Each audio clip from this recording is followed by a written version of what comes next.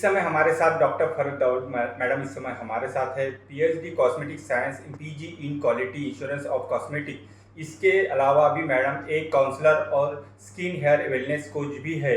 तो हम आज के युग में देखा जा सकता है काफ़ी दिक्कतों का सामना आज के यंग जनरेशन में देखा जा सकता है। स्किन के रिलेटेड काफ़ी सारी बीमारियां भी देखी जा सकती है। इसमें ही हमने आज मैडम से कांटेक्ट किया है कि मैडम आज के जनरेशन में हेयर ब्यूटी, पर्सनल केयर और माइंड केयर को देखते हुए कैसा देखते हैं आज के यंग जनरेशन में, और क्या चीज़ों का प्रोडक्ट का इस्तेमाल किया करना चाहिए आज के इसमें। थैंक यू सो मच यहाँ आके इतनी तकलीफ लेके मुझसे बात करने के लिए, ताकि मेरी आवाज़ भी लोगों तक पहुँच सके। डेफिनेटली आजकल स्किन और हेयर की जो भी कंडीशंस हैं, डिसऑर्डर्स हैं, वो बहुत बढ़ गए हैं, और उसका एक बहुत बड़ा रीज़न है लाइफस्टाइल।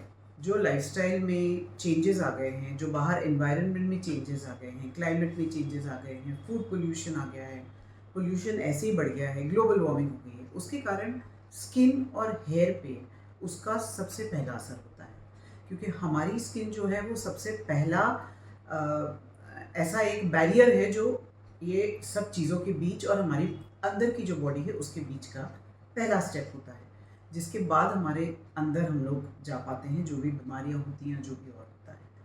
सो हम ये देख रहे हैं कि ये सब चीज़ों में बहुत सारी एडिशनल प्रॉब्लम्स ऐड हो गई है, और इसकी दूसरी वजह ये है कि लाइफ में स्ट्रेस बहुत बढ़ गया है।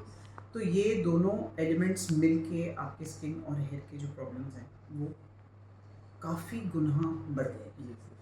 और यंग जनरेशन डेफिनेटली इसका बहुत बड़ा एक बर्डन बेयर कर रही है, बिकॉज वो ये सारी चीज़ों के अभी इस वक्त में है जहाँ ग्लोबल वार्मिंग हो गई है, जहाँ पोल्यूशन बढ़ गया है। मैडम मेरा सवाल रहेगा कि आप कॉस्मेटिक साइंस से रिलेटेड आपसे सवाल रहेगा कि जो प्रोडक्ट्स है आज के ज़माने में क्या लगाना चाहिए और क्या नहीं लगाना चाहिए, क्योंकि हर प्रोडक्ट भी हर स्किन पे काम नहीं करता है।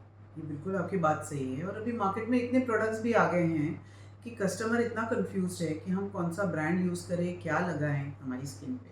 और सब लोग अपनी स्किन को एक एक्सपेरिमेंटल वे में ट्रीट कर रहे हैं, जिसके कारण और प्रॉब्लम्स बढ़ गई हैं। तो क्या लगाना है ये हमेशा एक एक्सपर्ट के पास जाकर ही पूछा जाए कि उनकी स्किन के इश्यूज़ क्या हैं, वो एक एक्सपर्ट को बताया जाए और फिर वो प्रोडक्ट यूज़ किया जाए। वो बहुत कुछ इस पर भी डिपेंड करता है कि आप किस चीज़ के लिए प्रोडक्ट यूज़ करें। जैसा कि एक फेस वॉश है, शायद एक नॉर्मल स्किन पे एक नॉर्मल सादा सा फेस वॉश यूज़ करने में कोई प्रॉब्लम नहीं होने वाली है, लेकिन अगर आप कोई इश्यू के लिए प्रोडक्ट यूज़ कर रहे हैं, जैसे कि पिम्पल्स के लिए यूज़ कर रहे हैं या दाग धब्बों के लिए यूज़ कर रहे हैं, तो तब बहुत ज़रूरी हो जाता है कि आप एक एक्सपर्ट के पास जाएं, पता करें कि आपकी स्किन और आपके प्रॉब्लम के हिसाब से कौन सा प्रोडक्ट सही है, और तब उसे लगाया जाए। एजिंग के बारे में आप क्या बोल सकते हैं इस बारे में? देखिए, एजिंग तो एक ऐसी ज़िंदगी की हमारी सच्चाई है जिसे हम रोक तो नहीं सकते। एजिंग सिंपली, एजिंग का मतलब ये होता है टाइम लैप्स। जिस दिन से हम पैदा होते हैं उस दिन से हम एज होना शुरू हो जाते हैं। लेकिन जब हम स्किन और हेयर की बात करते हैं तो स्किन की एजिंग एक्चुअली शुरुआत एक्चुअल सेंस में होती है 20 साल के बाद, रादर 25 ईयर्स के जब आप होते हैं तो बहुत फास्ट चेंजेस नज़र आना शुरू होते हैं। और जैसे कि लाइफ में कोई भी चीज़ हो, आज ये टेबल भी हो, इसको मेंटेनेंस ज़रूरी है। सो बहुत ज़रूरी ये है पहला स्टेप कि आप बेसिक मेंटेनेंस करें। बाकी जो फैंसी प्रोडक्ट्स हैं उसका इस्तेमाल तो बहुत बाद में आता है, लेकिन सबसे पहली चीज़ ये है कि आप आपकी स्किन को मेंटेन करें, हेयर को मेंटेन करें, और उसके लिए बहुत ही सिंपल बेसिक रूटीन्स हैं। मैं कई लोगों से बात करती हूँ, मुझे बोलते हैं मैडम हम तो कॉस्मेटिक ही नहीं इस्तेमाल करते हैं। तो मैं पूछती हूँ कि क्या आप दाँत नहीं घसते, क्या आप साबुन से नहाते नहीं, क्या आप शैम्पू बाल पे लगाते नहीं? ये सारे कॉस्मेटिक्स ही तो हैं, राइट? तो कई बार सिर्फ बेसिक हाइजीन मेंटेन करने के लिए जो प्रोडक्ट्स यूज़ होते हैं वो यूज़ करें। बाकी तो फिर आपको जिस तरह का आपका स्किन का या हेयर का इश्यू है, उस हिसाब से आप एक एक्सपर्ट से ओपिनियन लें और यूज़ करें। खाने के डाइट में तेल का जैसा पदार्थ ज़्यादा यूज़ करना चाहिए कि नहीं करना चाहिए, डाइट के लिए क्या एक देखिए सर, मुझे तो स्किन और हेयर के मैं प्रोडक्ट्स बनाती हूँ, मेरा काम है टू मेक ब्रांड्स और कॉस्मेटिक प्रोडक्ट्स को क्रिएट करना। मैं एक टेक्निकल पर्सन हूँ, एक साइंटिस्ट हूँ। तो जैसा आप देख रहे हैं यहाँ पे जो सारे प्रोडक्ट्स रखे हुए हैं, ये सब मैंने बनाए हैं दूसरे दूसरे ब्रांड्स के लिए। और तो डाइट रिलेटेड जो भी हिस्सा पार्ट है वो मुझे पता है कि मेरे स्किन और हेयर प्रोडक्ट्स के एप्लीकेशन के हिसाब से क्या डाइट सही है। सो दिखती बात है कि अगर आपको स्किन और हेयर के प्रॉब्लम्स हो रहे हो या नहीं हो रहे हो, और अगर आप चाहते हैं कि ना हो, तो एक इंटरनल जो एस्पेक्ट आपका बॉडी का बैलेंस होता है, इसे हम होम्योस्टैसिस बोलते हैं, वो मेंटेन करना बहुत ज़रूरी है। और वो बैलेंस दोनों इंटरनल और एक्सटर्नल एलिमेंट्स मिलके होता है। आपकी फिजिकल हेल्थ, आपकी मेंटल हेल्थ, इसका एक साथ होना, एक लेवल पे होना बहुत ज़रूरी होता है। और ये जो मेंटल और फिजिकल हेल्थ बोलते हैं, इसका एक बहुत बड़ी कड़ी होती है बीच में, आपका पेट या आपका गट जो बोला जाता है। जैसे आपके हमारे साइकोलॉजी में कहावत है कि stomach is your second brain, right. Yes, so sir. इसलिए बहुत ज़रूरी होता है कि आप आपके स्टमक में आप क्या डाल रहे हो यहाँ पर। सो आपके गट में और आपके ब्रेन में आप जो डाल रहे हो वो आपकी स्किन पे बाहर आने वाला है। तो इसीलिए सिर्फ प्रोडक्ट लगाने के अलावा या सिर्फ ट्रीटमेंट करने के अलावा ये जानना बहुत ज़रूरी है कि आपको बाकी कौन से चेंजेस हैं जो आपको आपकी बॉडी में लाना बहुत ज़रूरी है। जैसे कि आपका डाइट हो सकता है, आपकी लाइफस्टाइल हो सकती है, स्ट्रेस एलिमेंट हो सकता है। और इसीलिए जो जैसा मैंने अपने आप को स्किल किया है काउंसलर बनने के लिए, वो इसी वजह से है क्योंकि प्रोडक्ट्स बनाते वक्त मुझे ये पता होना चाहिए कि वो कौन सा कंडीशन है जिसके लिए मैं प्रोडक्ट बना रही हूँ। और मेरी 32 इयर्स के एक्सपीरियंस में मुझे ये समझ में आया कि प्रोडक्ट लगाना तो एक चीज़ है, लेकिन आज के ज़माने में ये भी बहुत इम्पॉर्टेंट है कि आपके इंटरनल एलिमेंट्स का भी आप एक सिंक्रोनाइजेशन करें। पिगमेंटेशन के बारे में आपके कोई दोष हो अगर कि पिगमेंटेशन आज के काफ़ी देखा जा सकता है। जी, क्या स्किन धूप की वजह से ये होता है कि अपने बॉडी से रिलेटेड कुछ इफेक्ट की वजह से होता है? देखिए पिगमेंटेशन अलग एलिमेंट हो सकता है। और इसीलिए जो जैसा मैंने अपने आप को स्किल किया है काउंसलर बनने के लिए, वो इसी वजह से है क्योंकि प्रोडक्ट्स बनाते वक्त मुझे ये पता होना चाहिए कि वो कौन सा कंडीशन है जिसके लिए मैं प्रोडक्ट बना रही हूँ। और मेरी 32 इयर्स के एक्सपीरियंस में मुझे ये समझ में आया कि प्रोडक्ट लगाना तो एक चीज़ है, लेकिन आज के ज़माने में ये भी बहुत इम्पॉर्टेंट है कि आपके इंटरनल एलिमेंट्स का भी आप एक सिंक्रोनाइजेशन करें। पिगमेंटेशन के बारे में आपके कोई दोष हो अगर कि पिगमेंटेशन आज के काफ़ी देखा जा सकता है। जी, क्या स्किन धूप की वजह से ये होता है कि अपने बॉडी से रिलेटेड कुछ इफेक्ट की वजह से होता है? देखिए पिगमेंटेशन अलग अलग एज ग्रुप में अलग अलग रीजंस के कारण होता है।